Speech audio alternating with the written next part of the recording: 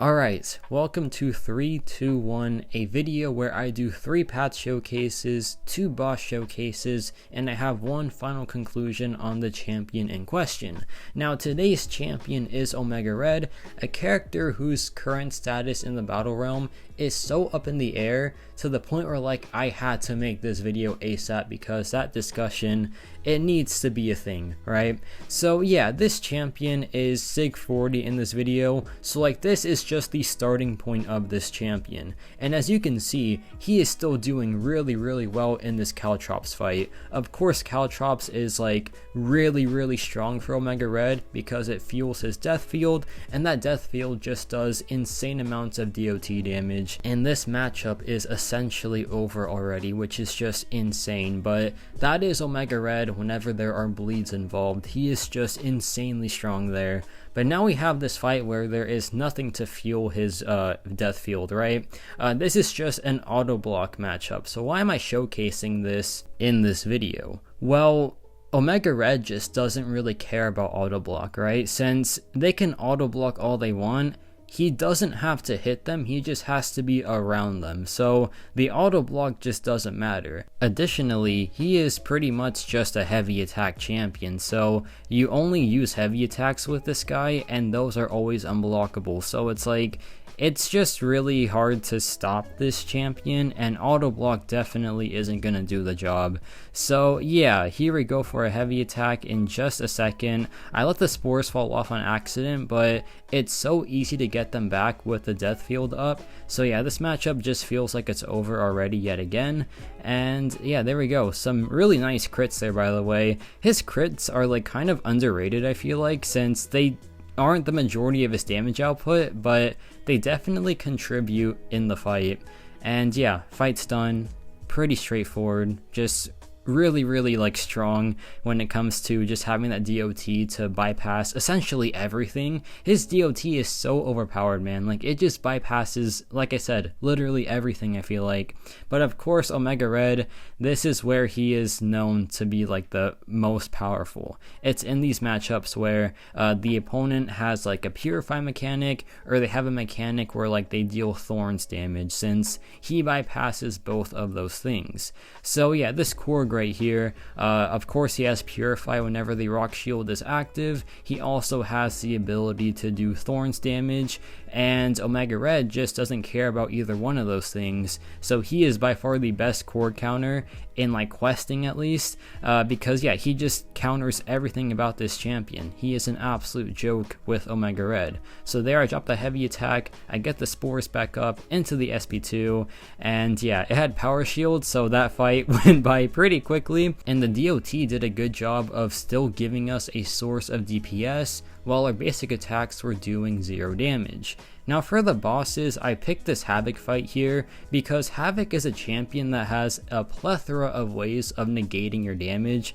For example, he reduces crit rating and crit damage rating, sorry, that's the one he reduces, not crit rating. He reduces crit damage rating by 50%. Additionally, he has massive energy res, so he just shuts off any energy character. And if you hit him too much and you crit too much, you also get plasma feedbacks on you, or plasma debuffs on you, and if you get too many of those, you just get one shot, right? But Omega Red does a good job of hardly ever needing to hit him, so you don't really get too many feedbacks or debuffs on you, so it's a pretty straightforward fight with Omega Red here. And yeah, here we go for the SP2. Beautiful animation, just had to throw that out there.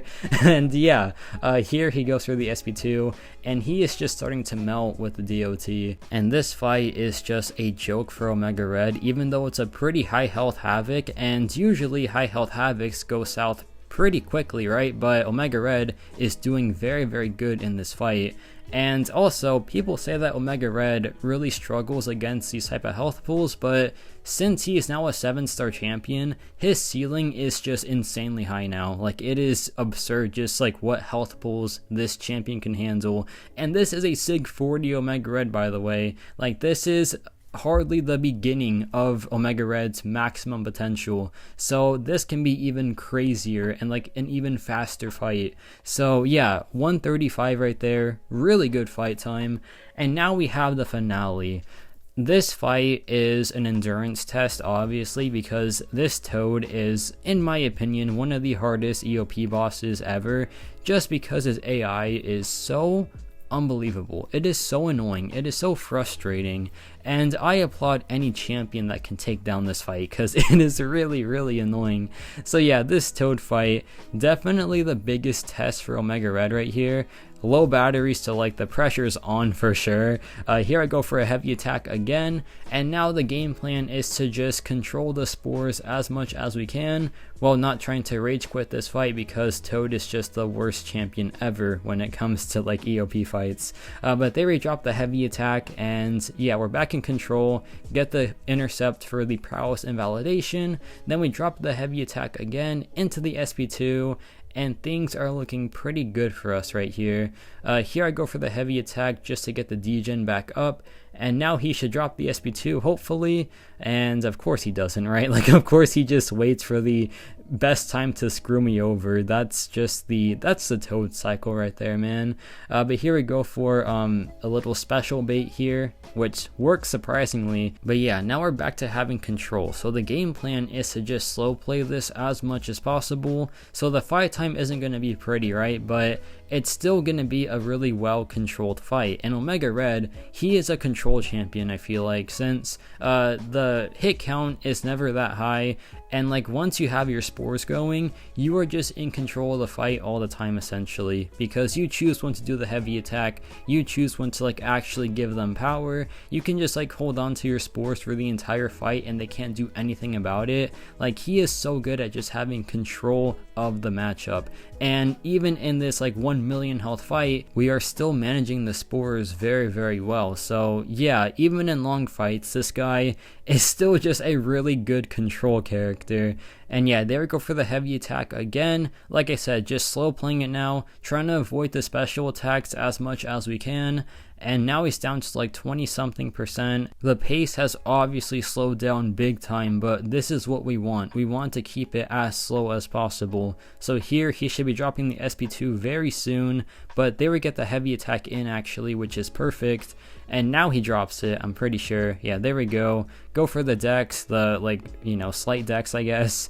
And here we go for the relic, but I forgot that the relic is really dumb and it takes away the spores even though we are like right next to him. And yeah, I'll admit I make some mistakes here that like take me out of control for the fight, but once we like drop the heavy attack one more time, we are just right back in it. So yeah, once he's like, you know, on the verge of losing control, he can just drop one heavy attack and then there you go, the fight is now yours again. So that's just Omega Red for you, man. Like, he can just so easily take control of the fight, and he just feels unstoppable, really. Like, I don't know how you stop this champion. Toad couldn't do it, and he has like over 1 million health.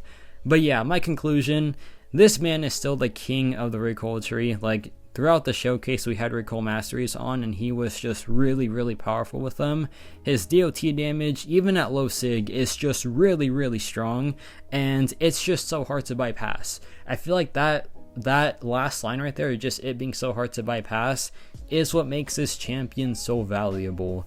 And like, his utility as well is still timeless to this day. Like, you still have champions that have thorns damage from like 2023, for example Atuma, and you still have like champions that require those non-contact hits, and Omega Red is your guy for that. But of course, he is not a Battlegrounds champion since he wants the recoil masteries, and you can't really use them in that game mode. But like everywhere else, like questing, even like Eternity of Pain fights, even like Alliance War, which is in my opinion his best game mode, he is still one of the top attackers in the Mutant class. So my grades for this champion: damage output with the recoil masteries is an S tier, his utility is an S tier as well, and his meta relevance is an A+. I took away some points here because Battlegrounds and like him not being the best in that game mode, even though he can work there if he is fully invested into like a rank 3 Sig 200.